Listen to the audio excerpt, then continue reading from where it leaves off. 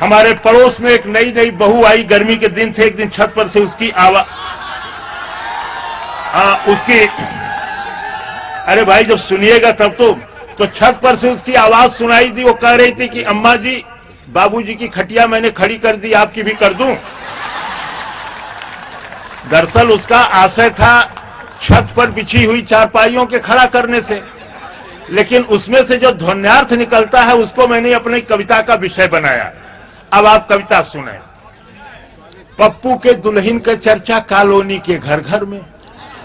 ऐसी बहुएं जल्दी हाईलाइट भी होती हैं, चर्चा का विषय भी जल्दी बनती है कि पप्पू के दुल्हन का चर्चा कॉलोनी के घर घर में।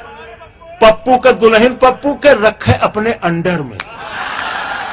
कि पप्पू के दुल्हन का चर्चा कॉलोनी के घर घर में। पप्पू के दुल्हन पप्पू के रखे अपने अंडर में। पप्पुआ इंटर फेल दुल्हिया बीए पास हो भाई जी। अब पप्पू असूल लद्दड़ नहीं एडवांस हो भाई जी। कहे ससुर के पापा जी और कहे सास के मम्मी जी। माई डियर कहे पप्पू के पप्पू कहे मौसम्मी जी। कि कहे ससुर के पापा जी और कहे सास के मम्मी जी। माई डियर कहे पप्पू के पप्पू कहे मौसम्मी जी। बहु सुरक्षा समिति बनौले हव अपने कॉलोनी में। बहुतन के ही सबक सिखौले हव अपने कॉलोनी में। कॉलोनी का कुल दुल्हनिया एके प्रेसिडेंट कहेली।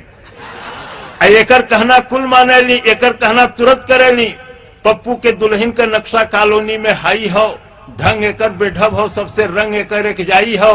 कॉलोनी का बुढ़िया बुढ़वा दूरे से प्रणाम करल। कि कॉलोनी का बुढ़िया बुढ़वा दूरे से प्रणाम करल। भीतरे भीतर सास डरेले, भीतरे भीतर ससुर डरेल।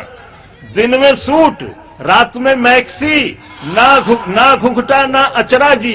देख देख के हंसे पड़ोसी मिश्राइन और मिश्रा जी। कि दिन में सूट रात में मैक्सी, कि दिन में सूट रात में मैक्सी, ना घुंघटा ना अचरा जी। देख देख के हंसे पड़ोसी मिश्राइन और मिश्रा जी। अपने एको काम न छुए कुल पपुए से करवावे ले। ये अपने एको काम न छुए कुल पपुए से करवावे ले। पप्पू जान गए हो काहे माई डियर बुलावे ले। कि छूट गई पप्पू का बीड़ी और चौराहा छूट गए। छूट गई मंडली रात का ही हाहा छूट गए। हरदम अप टू डेट रहे ले, मेकअप दोनों जून करे। रोज बिहाने मले चिरौजी गाले पर नीबुआ रगड़े। कि हरदम अप टू डेट रहे ले, मेकअप दोनों जून करे। रोज बिहाने मले चिरौजी गाले पर नीबुआ रगड़े। पप्पुओं के का छड़िए वो खुद छेड़े ले पप्पू के। कि पप्पुओं के का छड़िए वो खुद छेड़े ले पप्पू के। जैसे फेरे पान पनेरिन उ फेरे ले पप्पू के। पप्पू के जेबा में एक दिन लव लेटर पाई गई। कि पप्पू के जेबा में एक दिन लव लेटर पाई गई। लव लेटर पाई गई, पप्पू का सामत आई गई। मुंह पर छींटा मारे उनके, आधी रात जगावे ले। ई लव लेटर केकर हुए उन्हीं से पढ़वावे ले।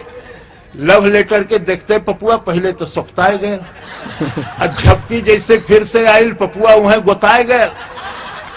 मेहर छींटा मारे फिर पपुआ आंख न खोला था।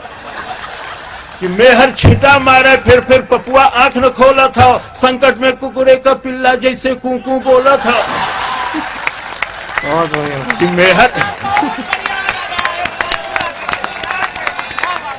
कि मेहर छींटा मारे फिर पपुआ आंख न खोला था। संकट में कुकुरे का पिल्ला जैसे कूकू बोला था। जैसे कत्तों घाव लगल हो, हाफत और कराहत हो। इम्तहान के चिटेस चिठिया मुंह में घोटल चाहत हो। सहसा हंसल ठठा के पपुआ फिर गुरेर के देखलस। अंधियारे में एक तीर उ खूब साध के मरलस। अच्छा देखा एहर आवा, बात सुना तू ऐसन हुए। लव लेटर लिखे का हमरे कॉलेज में कंपटीशन हुए। कि अच्छा देखा एहर आवा, बात सुना तू ऐसन हुए। लव लेटर लिखे का हमरे कॉलेज में कंपटीशन हुए। हमरो कहना मान मौसमिया, रात आज को बीते दे। सबसे बढ़िया लव लेटर पर पुरस्कार हो जीते दे। बहुत बहुत धन्यवाद। नहीं